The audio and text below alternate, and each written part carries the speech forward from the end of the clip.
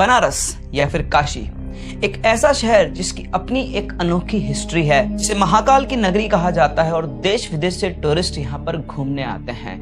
और इस जगह का जो सबसे अट्रैक्टिव पॉइंट है वो है मणिकर्णिका घाट। कोई अगर बनारस घूमने गया है तो वो कहीं घूमे या ना घूमे, मणिकर्णिका घाट जरूर घूमता है, क्योंकि ये एक ऐसी जगह है जहाँ पर दाह संस्कार होता है, वो भी खुले में, और कोई भी टूरिस्ट वहां पर खड़ा होकर ये सब कुछ देख सकता है। तो क्या आप कभी मणिकर्णिका घाट घूमने गए हैं? अगर हाँ तो हमें कमेंट सेक्शन में जरूर बताएं। तो जिस तरह से देश विदेश से लोग मणिकर्णिका घाट को देखने आते हैं, वैसे ही अवधेश और मानवेंद्र भी एज ए टूरिस्ट बनारस गए थे और वो लोग भी पहुंचे मणिकर्णिका घाट पर। लेकिन वो कहते हैं ना, हर किसी को हर कोई चीज दिखाई नहीं देती है। एक फिक्स टाइम, ग्रहों की स्थिति और जगह, इन तीनों के कॉम्बिनेशन से आपका सामना होता है सुपरनैचुरल फोर्सेस से।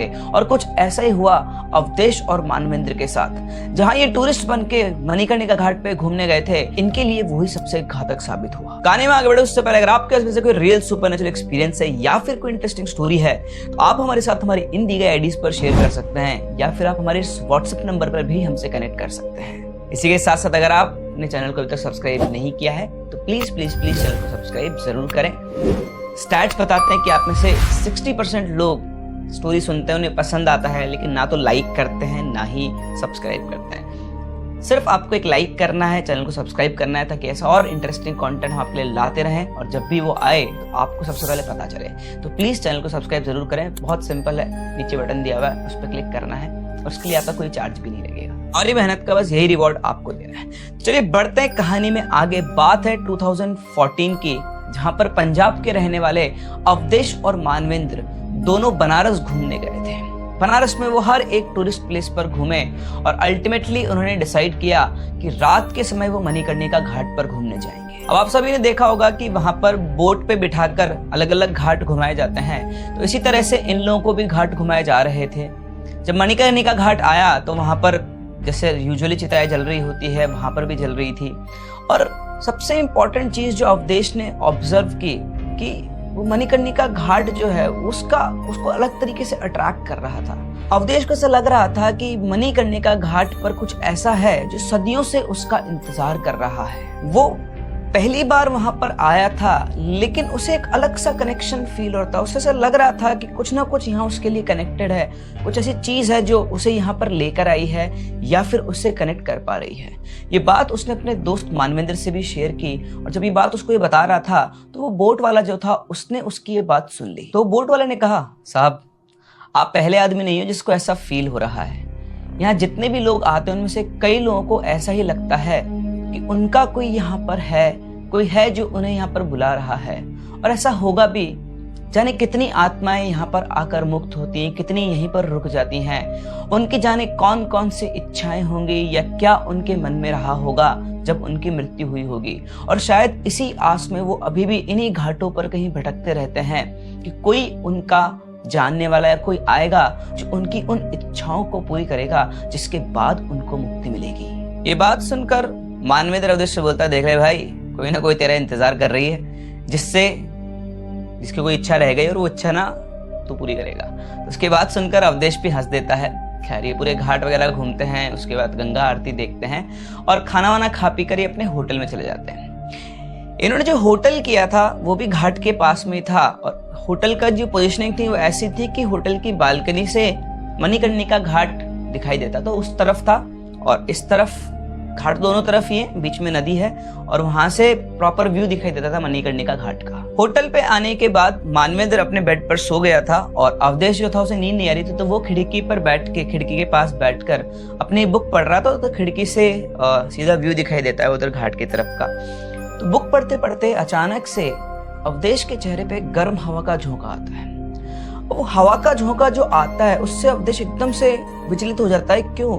क्योंकि टाइम था सर्दियों का और जो हवा का झोंका आया वो था गर्म, और इसी वजह से अवधेश का ध्यान उस तरफ गया। वो उठा, सोचा ऐसा कैसे पॉसिबल। आप खुद सोचो, सर्दी का समय और एकदम से आपके ऊपर एक गर्म हवा का झोंका आया तो आप भी ढूंढने जाओगे कि आखिर ये कहाँ से आया।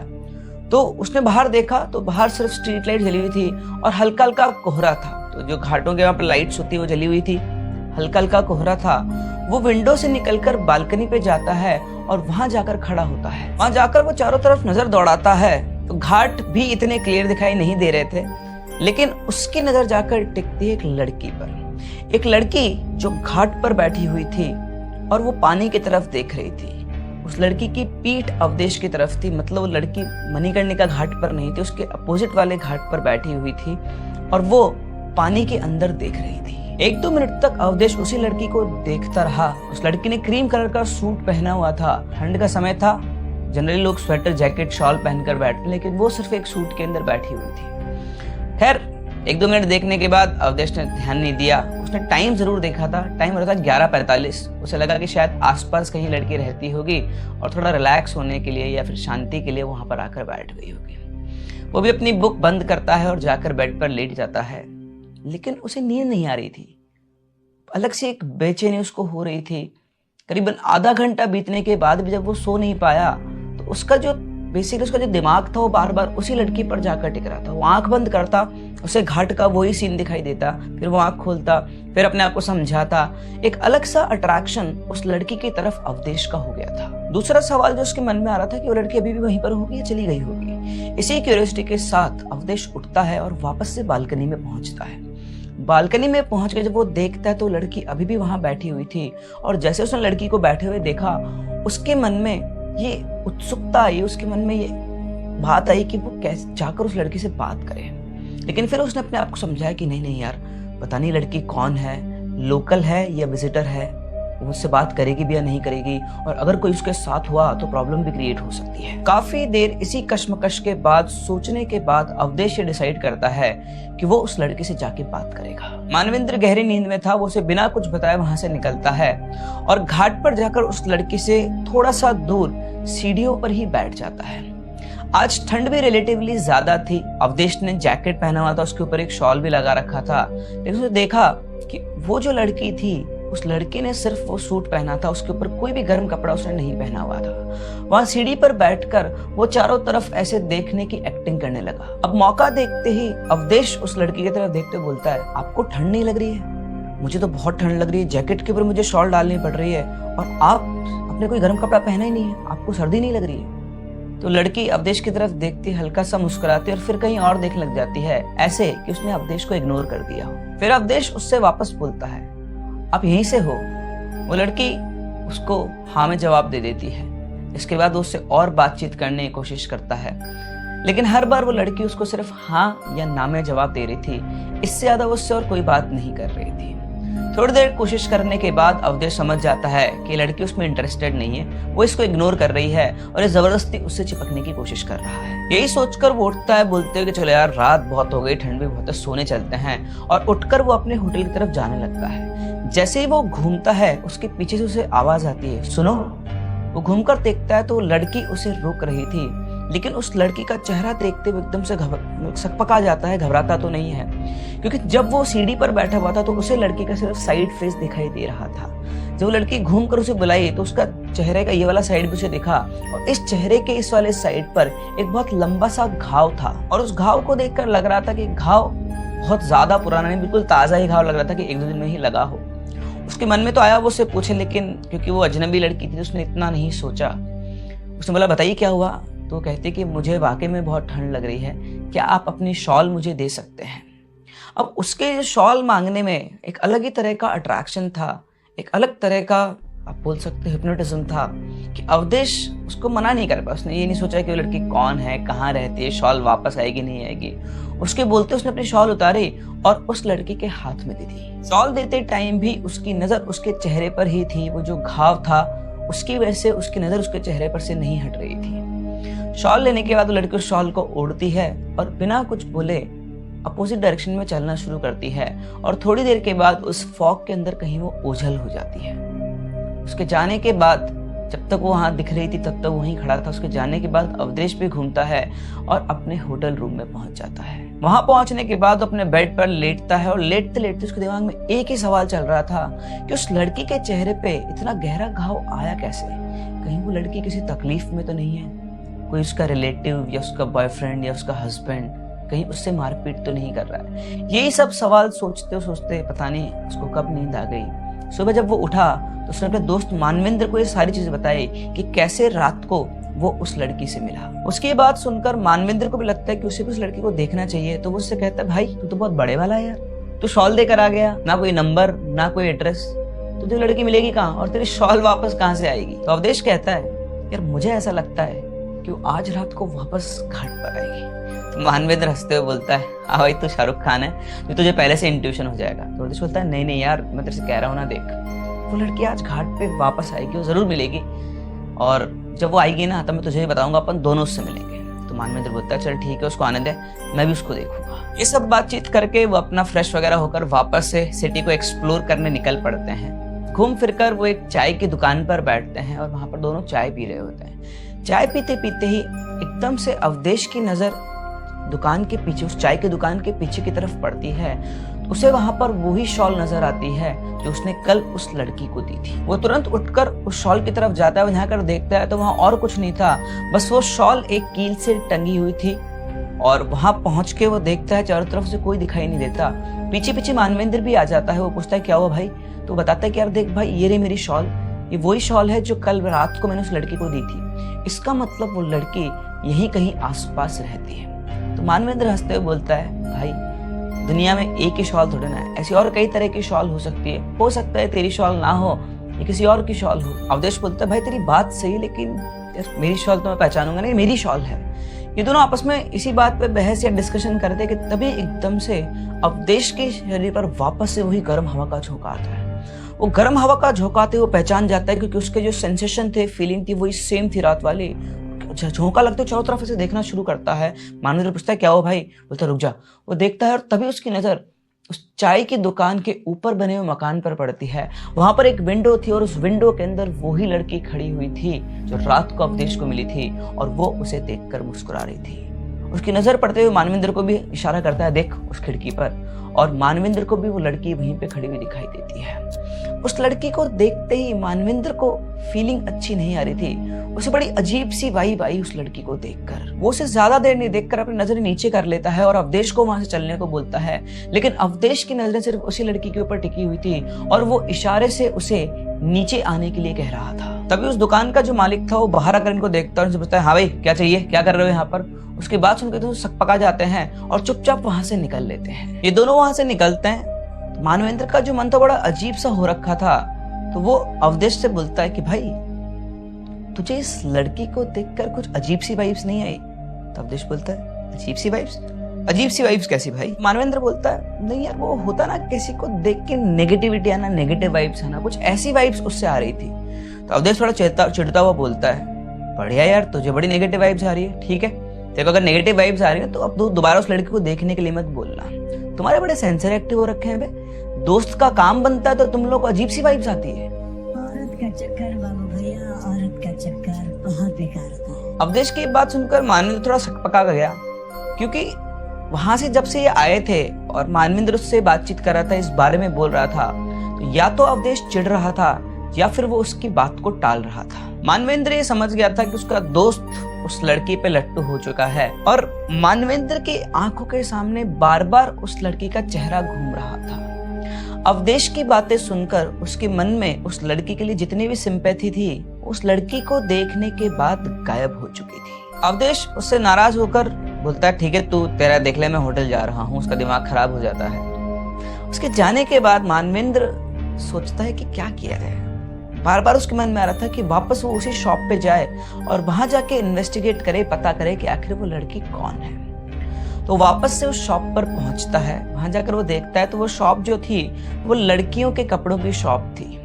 वहां अंदर जाकर रैंडमली वो किसी वर्कर जो थे एकदम वहां पर उनसे बोलते हैं कि भैया कुछ कपड़े दिखाना, और वो कपड़े देखना शुरू करता है। थोड़ी देर कपड़े दिखाने के बाद वो लड़के बोलते हैं जो काम करते हैं यहाँ पर कि भैया आपको लड़के के कपड़े देखने तो आते हैं नहीं, आप क्या देख रहे हो, क्या ढूंढ रहे हो? तो इधर मानवेंद्र कोई ना कोई ऐसा टॉपिक सोच रहा था जिससे वो उस लड़की को कनेक्ट कर पाए, और ऐसे शॉप में चारों तरफ देख रहा था कि कैसे वो इन लड़कों से बोले कि भाई मेरे को वो लड़की दिखी थी, वो कौन है, क्या है। इतने में ही उस शॉप का ओनर आ जाता है जिसने इन दोनों को देखा था। मानवेंद्र को वहां देखते ही वो शॉप ओनर पहचान देता और बोलता है, अरे तुम तो वही ना जो अभी थोड़ी देर पहले वहां पर खड़े थे, तुम लोग वहां पे क्या कर रहे थे? तो उसने बोला कि अरे सर, हम लोग तो वॉशरूम के लिए जगह देखने गए थे, लेकिन वहाँ एक लड़की खड़ी हुई थी, इसलिए उसके जाने का इंतजार कर रहे थे। मानविंदर की बात सुनकर ओनर हंस देता है, लड़की? अब इस घर में कोई लड़की वड़की नहीं है। तो बोलता अरे नहीं अंकल, क्या बात कर रहे हो, वो लड़की उस खिड़की पर खड़ी हुई थी और उसके चेहरे के ऊपर इतना लंबा सा घाव भी था। उसकी बात सुनते ही ओनर उसकी तरफ बिल्कुल चौंक के देखता है। घाव? कैसा घाव? किस घाव की बात कर तुम? कौन सी लड़की देखी तुमने? मानवेंद्र उसको सारी बात बताता है कि क्या क्या हुआ, कैसे कैसे उसने उस खिड़की पर उस लड़की को देखा। उसकी बात सुनकर वो शॉप ओनर चुपचाप उसका हाथ पकड़ता है, उससे बोलता, उसको अपने घर के अंदर लेकर जाता है और घर के अंदर ले जाकर उसी घर में ले जाता है जहां पर वो लड़की खड़ी हुई थी।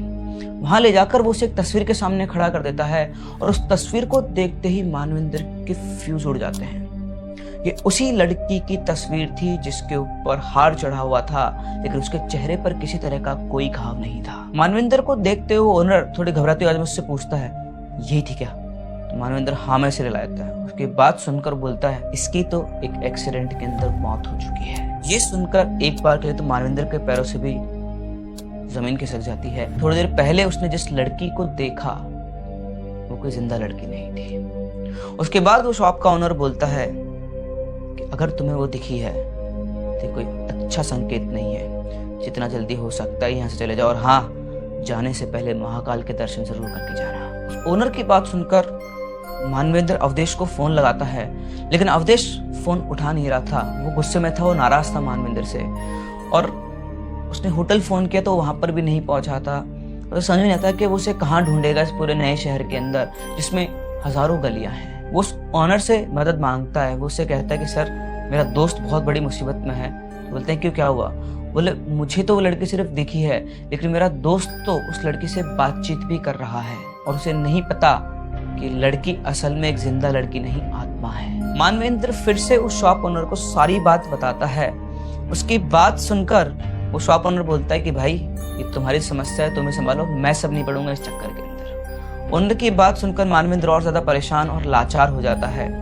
उसे इस तरह से देखकर शॉप ओनर का दिल पिघल जाता है और बोलता है चलो ठीक है, चलते हैं, मैं तुम्हारी मदद करता हूँ। और ये दोनों मिलकर अवधेश को ढूंढना शुरू करते हैं। हर जगह ढूंढने के बाद भी इनको अवधेश कहीं पर भी नहीं मिलता है। ढूंढ ढूंढ कर थक हार कर दोनों बैठ जाते हैं। तो फिर वो जो शॉप ओनर था वो मानवेंद्र को कहता है, एक काम करो, तुम मेरे साथ चलो, हम पंडित जी से मिलते हैं। तो ये मानवेंद्र को एक पुजारी जी के पास लेकर जाता है, और वो जो पंडित जी थे वो बनारस के भैरव बाबा मंदिर के पुजारी थे। उन्हें इन सब चीजों का काफी ज्ञान था। वहां पहुंचने के बाद मानवेंद्र उनको सारी बात बताता है।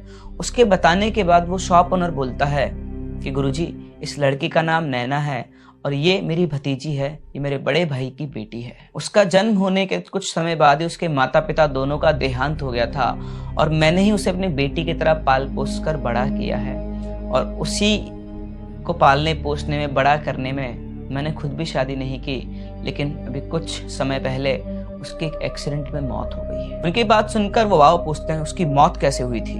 उन्होंने बताया कि उसकी हमने शादी तय कर दी थी, उसकी शादी होने वाली थी, लेकिन पता नहीं किस वजह से जो लड़के के घर वाले थे उन लोगों ने एकदम से रिश्ता तोड़ दिया, और इस चीज से नाराज होकर वो घर से चली गई। लेकिन दोबारा अगर कुछ आई तो वो थी उसकी मौत की खबर। वो बाबा थोड़ी देर ध्यान लगाते हैं और फिर मानवेंद्र की तरफ देखते हुए पूछते हैं, क्या उसने उस लड़की को कुछ दिया था?